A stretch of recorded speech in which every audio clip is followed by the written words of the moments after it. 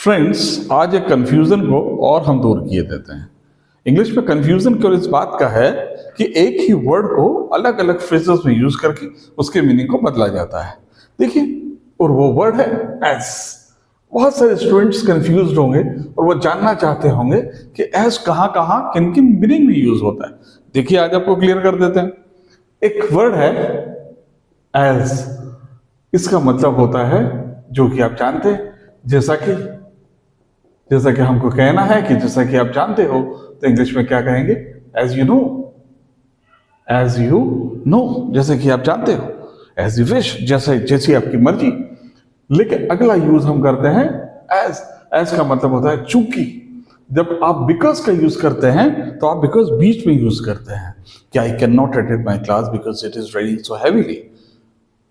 बारिश बहुत तेजी से हो रही है, क्योंकि बारिश बहुत तेजी से हो रही है, मैं क्लास अटेंड नहीं कर सकता। अब इसको अगर हम स्टार्ट में लगाना है तो आपको एज लगाना होगा। जैसे कि अगर मैं यहां पर एक कहूं कि as it was raining heavily, चूंकि कल बारिश हो रही है, मैं पास्ट टेंस में यूज कर रहा हूं। As it was raining heavily, चूंकि कल बहुत तेजी से बारिश हो रही थी, I could not attend my class, मैं अपनी क्लास को अटेंड नहीं कर पाया। चूंकि के लिए एज का यूज कर रहे हैं। अब एक एज और देखिए, इस एज अपन हिंदी में ऐसा कहते हैं ना, जैसे जैसे वैसे वैसे, जैसे जैसे वैसे वैसे। जैसा अगर मैं यहां पर यह कहूं कि जैसे जैसे हम बड़े होते हैं ना, हमारी बुद्धि का विकास होता है, तो इंग्लिश में क्या कहेंगे? As we grow up, as we grow up our brain develops. जैसे जैसे हम बड़े होते हैं, हमारे ब्रेन का विकास होता चला जाता है। Is it clear? हम लोग जैसे जैसे दिन गुजरते हैं, as the days pass the wound heals, घाव भरते चले जाता है। वैसे वैसे के लिए आप केवल एक कॉमा का यूज यहां करें, है ना। और आप यह हमेशा ध्यान रखें, ट्रांसलेशन कभी नहीं करना। इस वाक्य को, इस सेंटेंस को बस पिक करना है और उसके बाद जहां इसका यूज होता है वो समझ करके बाकी सारी चीजें भूल जानी है। एक यूज हम एस का और करते हैं। देखिए, इस एस का मतलब यहां पर यह होता है जैसा वैसा। जैसा अगर मैं कहूं कि as you are told, do as you are told means do as you are told. जैसा तुमको कहा गया है वैसा करो। पैसिव सेंटेंस बनाया हमने, do as you are told, जैसा कहा गया है वैसा करो। तो ये जैसा वैसा को हमने क्या कहा? एस। देखिए, मीनिंग कितना अलग अलग है।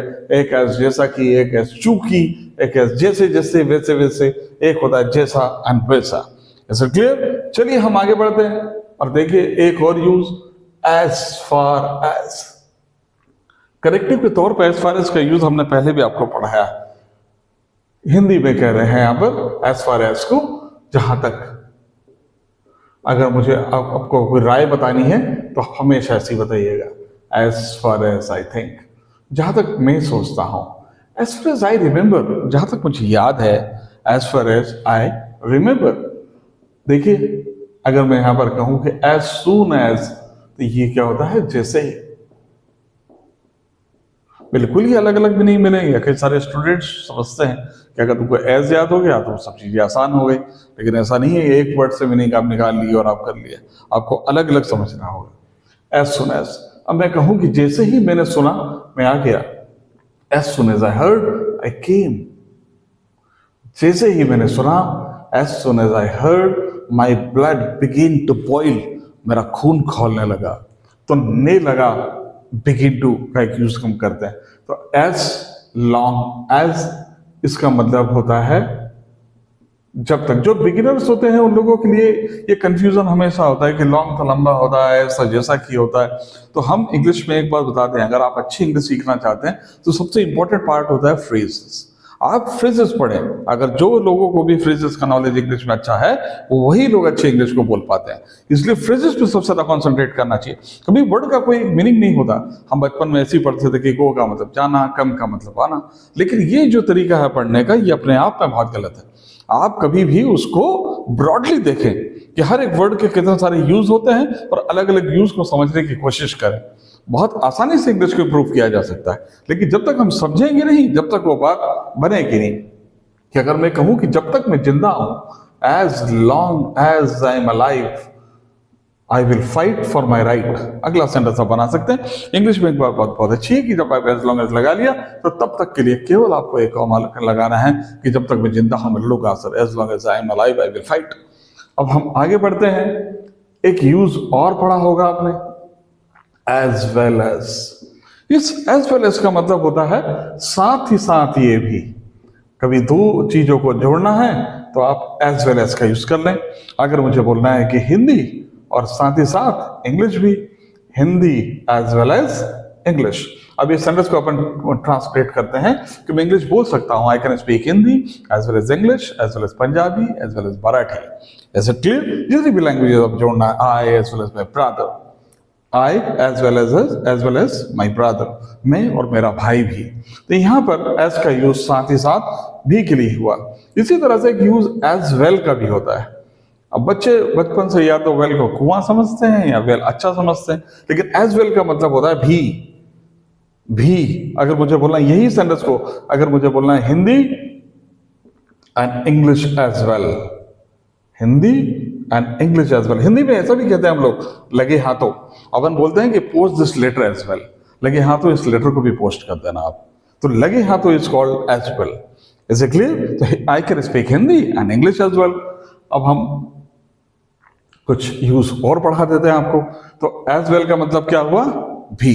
देखिए अच्छा यूज है, जैसा अपन कहते हैं just as, in the same way.